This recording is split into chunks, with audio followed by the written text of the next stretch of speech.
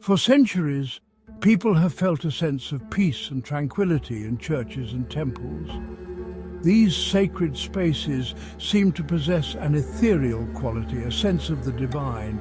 This has led many to wonder, could there be more to these structures than meets the eye?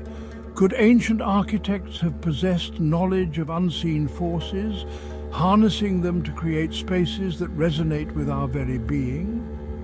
The ancient world was deeply in tune with the natural rhythms of the cosmos. They observed the patterns of nature and incorporated them into their sacred architecture. Could this intuitive understanding have extended to the realm of sound? Could they have known, perhaps unconsciously, how to manipulate sound to create environments conducive to healing and spiritual awakening? These questions have puzzled scholars and mystics for ages. Now, with the emergence of new scientific fields like cymatics, we are beginning to unlock the secrets of sound and its profound effects on living organisms. It's a journey that takes us to the very heart of ancient wisdom and reveals a hidden world of resonance and vibration. The world around us is alive with unseen energy, vibrating at different frequencies. Cymatics, the study of wave phenomena, offers a glimpse into this hidden realm. It allows us to visualize sound, transforming invisible vibrations into tangible patterns. The term cymatics comes from the Greek word kyma, meaning wave, hinting at the fundamental nature of this field.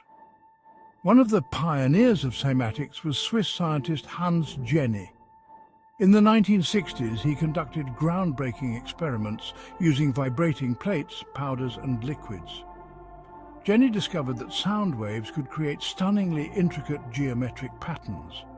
When a plate covered in sand was vibrated at a specific frequency, the sand would organize itself into complex shapes. These shapes, known as Chladni figures, demonstrated the power of sound to create order out of chaos. Jenny's work revealed a hidden world of beauty and complexity generated by sound. He believed that these patterns were not merely curiosities, but reflected a fundamental ordering principle in the universe. He called this principle cymatic resonance. His research laid the groundwork for a new understanding of sound and its potential impact on various fields, from physics and biology to art and spirituality. The resonant qualities of sound are especially pronounced in structures designed with specific acoustic properties. Churches, with their soaring arches and vast interiors, seem to possess an innate ability to amplify and transform sound. Could these sacred spaces be architectural embodiments of cymatic principles? Sound therapist and researcher Tanya Harris believes so. She has conducted fascinating experiments in various churches using sensitive recording equipment to capture the silence within these sacred spaces. When she analyzed these recordings, she discovered something astonishing. The seemingly silent spaces were actually alive with a complex symphony of low-frequency sounds. These sounds, often inaudible to the human ear, created distinct cymatic patterns when visualized. Harris's findings suggest that churches are not just places of worship, but resonate with a hidden symphony of frequencies.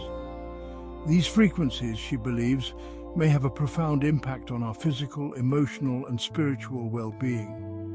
Could these sonic vibrations be part of the reason why people often experience a sense of peace, awe, and even healing in these sacred spaces? The idea that sound can influence our health is not new. For centuries, various cultures have used sound as a healing modality. Now, modern science is beginning to unravel the mechanisms behind these ancient practices. Professor Sung-Chil Ji, a researcher at the National Institute of Health, has been studying the effects of sound on living cells. Professor Ji's research has shown that specific frequencies can stimulate the production of nitric oxide in red blood cells.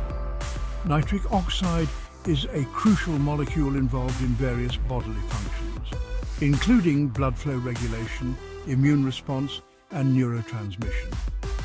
By exposing red blood cells to different types of sound, including classical music, G observed a significant increase in nitric oxide production. His findings suggest that sound can directly influence cellular behavior and have a cascade of positive effects on our overall health. This research provides a scientific basis for the ancient belief in the healing power of sound and sheds light on the potential of sound therapy in modern medicine. If sound can influence our cells, could it be that we are constantly bathed in a sea of subtle frequencies that affect our well-being? From the Earth's natural resonances to the electromagnetic fields generated by technology, we are surrounded by a symphony of vibrations. Some of these frequencies may be harmonious, promoting health and balance, while others might be dissonant, potentially contributing to stress and disease.